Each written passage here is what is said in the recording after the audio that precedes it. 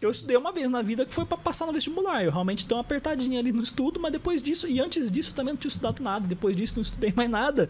Então não tinha pra onde fugir. Eu tinha que colocar na minha cabeça que eu ia sofrer, eu ia ser ruim até eu ser bom. Né? A gente ouvia muito isso aí, que é o que o pessoal fala, né? Aquele ditado que diz que a dor é inevitável, o sofrimento é opcional de cada um. Assim, cara, o que você estiver fazendo, vai ter dor. Agora, se você quer sofrer ou não, aí vai depender de você. Talvez agora você consiga fazer isso sem precisar sofrer. Às vezes o que você vai poupar aqui vai te gerar sofrimento lá na frente. Sim. O que você vai, de repente... Você adia. Exatamente, adiar aqui vai gerar um... O que eu percebo também, cara, é que a minha geração e as que vieram depois tem muita dificuldade para lidar com o desconforto. Porque a geração dos meus pais foi a geração que sofreu muito e falou, meu filho não vai sofrer tudo que eu sofri. Sim. E realmente, nos blindaram, nos protegeram, deram o máximo de conforto que eles puderam dar, se esforçaram muito, abriram mão de muitas coisas pra gente ter o que eles não tiveram. Só que aí a gente não viveu a frustração, a gente não viveu a falha, a gente não viveu a dificuldade, a gente não viveu a gente querer alguma coisa e não poder ter. No geral, né? Eu não tive nenhum luxo na vida. É que meio que blinda, né? Blinda a pessoa. Mas tudo que a gente precisava a gente tinha. Eu não tinha que ficar igual meus pais que ia a pé, pegava 3 ônibus pra ir pra escola. Não, quando meus pais não tiveram condição de me levar, eu ia de van. Sabe? Tipo assim, era uma realidade muito mais confortável do interior de São Paulo, que as coisas são mais acessíveis, etc. Era uma vida com alguns confortos, nenhum luxo, mas era uma vida confortável. Então, a gente não passava grandes dificuldades, igual meus pais passaram, eu não passei. E aí chega numa fase da sua vida que é o seguinte, você vai ficar agora 1 ano aí se odiando, lendo uma folha de papel de uma matéria que você nunca viu na vida. E você vai ter que fazer isso se você quiser passar no concurso. E aí a pessoa que ela nunca passou por uma frustração na vida, por nenhuma dificuldade na vida, nunca fez nada difícil na vida e lidou com a dificuldade, como que ela vai lidar com essa ideia? Não, peraí, eu vou ter que parar de sair? Eu vou ter que abrir mão de ver meus amigos? Como assim? Não vai ter balada todo fim de semana? Não, mas se eu não sair sexta e sábado, eu vou entrar... Não, 2 dias na semana eu não vou poder beber? Como assim? Preciso fumar meu narguile. Meu narguilé, né? E aí, cara, tipo, não que não seja possível passar, né, saindo, só que dificulta, né? Sim. Eu nunca tive a ambição de falar, não, eu vou abrir mão de tudo pra estudar, só que chegou num ponto que eu queria tanto passar e eu criei tanta gana de estudar que eu ficava feliz quando não tinha nada pra fazer no final de semana. Juro. Que coisa, né? Eu falava, nossa, ainda bem que não tem nenhum aniversário, não tenho que ir pra lugar nenhum, não vou pra Rio agenda Preto. livre pra estudar. Nossa, esse final de semana eu vou amassar. Tipo assim, olha a que gente loucura, brinca cara. que muitas mães aqui de concurseiro falam assim, vai sair, sai desse Cara, quarto, ó, vai pra rua, vai sou- sair com seus amigos. Eu sou a prova viva disso. Meu pai falava, meu filho, vai estudar, meu filho. Cara, pré-prova do TJSP, eu ligava pros meus pais, meu pai virava pra mim e falava assim, filho, sai um pouco de casa, tá? Não vai se estressar. E, tipo assim, é muita droga, porque foi a vida inteira falando, pelo amor de Deus, estuda um pouco. E aí, de repente, ele tava preocupado porque eu tava estudando muito. Isso é muito louco. Isso influencia, cara. Tanto é que a gente fez uma enquete aqui no canal, a gente faz umas enquetes lá, né? E o que mais frustra o concurseiro, uma das alternativas que foi mais votada foi essa daí. Quando a pessoa fala assim, você tá estudando muito, vai fazer alguma coisa. E pelo menos uns 30% votou nessa Você vai daí. ficar doido desse Que a pessoa jeito. fica pé da vida. Pô, mas eu tô estudando, a pessoa não entende, meu, que eu tô... Porque assim, a gente tá estudando, cara, e a gente fica numa bolha. Você falou, pô, você engordou 15 quilos, cara, na pandemia, né? Pô, pensa... Pô, são 3 sacos de arroz, cara. Pega 15 quilos no colo de gordura, E cara. não é muita só coisa. estética, cara. Sua Não, saúde não vai... é. Sabe? Tudo começa a dar... Não é brincadeira, cara. Eu cheguei num ponto que eu ia me amarrar meu tênis, dar uma falta de ar. Eu juro. E sem Eu pegar... abaixava. E sem pegar... Porque aí a barriga apertava aqui. Quando você abaixa, a barriga aperta, né? Você vai colocar a barriga no joelho pra amarrar o tênis. Nossa, eu apertava, eu levantava assim... É esquisito. Eu fui uma pessoa que foi magra a vida inteira. E aí, de repente, eu me vejo com dificuldade pra me locomover. Foi muito estranho. E aí eu falei, não, chega. Mas você começou a ter uma vida bem desregrada, comia só porcaria, Muito. só... Na pandemia e ficava estudando. Foi sem regra. Na pandemia, o que me engordou foi o trabalho. Eu tava trabalhando muito. Por quê? Eu tinha um estágio, aí eu tinha faculdade, aí eu tava, tipo, estudando pra prova do AB, e eu tinha um canal no YouTube sobre edição de fotos. E aí eu comecei a fazer tudo ao mesmo tempo. Teve um momento que eu abri uma marca de roupa e comecei a vender. Lancei 2 coleções de roupa. E eu comecei a fazer muitas coisas ao mesmo tempo que não se comunicavam. Então isso gerava um estresse muito grande, porque a gente tem uma energia mental limitada, né? Só que aí, de repente, eu tava focado, entre aspas, em várias coisas diferentes, isso começou a me estressar muito. E como eu tava na pandemia e a gente não tinha muitas opções de lazer, eu comecei a descontar toda a minha ansiedade na comida, porque era meio que a minha recompensa no final de todo dia. É o que dá euforia imediata, né? Eu trabalhava muito o dia inteiro, e às vezes entrava na madrugada, começava de manhã até a madrugada.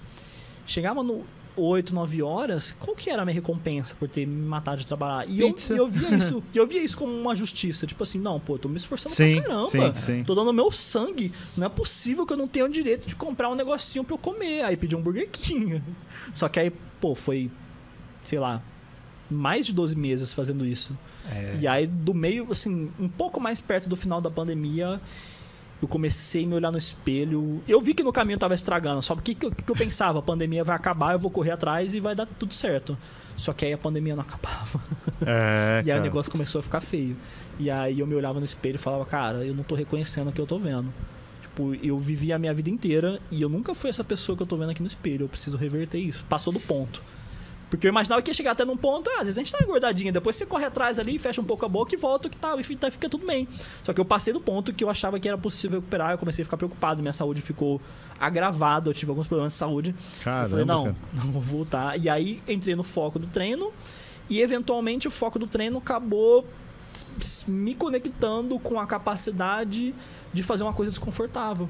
Porque eu não achava gostoso fazer academia. Eu não acho até hoje, eu faço, Eu faço até hoje, eu falei isso pra minha namorada hoje. Falei, cara, o ato de malhar não me dá prazer. O que me dá prazer é o resultado. Eu fico muito feliz quando eu vejo o resultado, mas malhar... Eu tenho prazer na corrida, realmente. Quando eu tô correndo, eu gosto. Mas malhar, não. Malhar eu faço porque eu tenho que fazer. E aí, quando você aprende a fazer alguma coisa porque você quer o resultado e não porque você tem prazer naquela coisa, aí é uma grande lição na vida. Porque aí você começa a estudar, você não precisa gostar de estudar pra estudar. Isso é o concurso também, você né? Você estuda porque você quer passar, você quer o resultado. O estudo é o preço. Você não tem que gostar de estudar. É só o preço que você tá pagando. Ninguém gosta de dar o dinheiro na hora de comprar alguma coisa, mas você tem que dar. Mas se você não dá o dinheiro, você não pega o produto. Então, é isso. Na verdade, o problema é que você paga o concurso, você paga por algo que é incerto, né? É isso que é o problema. Você paga por algo... essa incerteza faz um peso muito grande. Se fosse certo... Inclusive, é muito boa a sua colocação agora, que conecta com algo que eu sempre falo.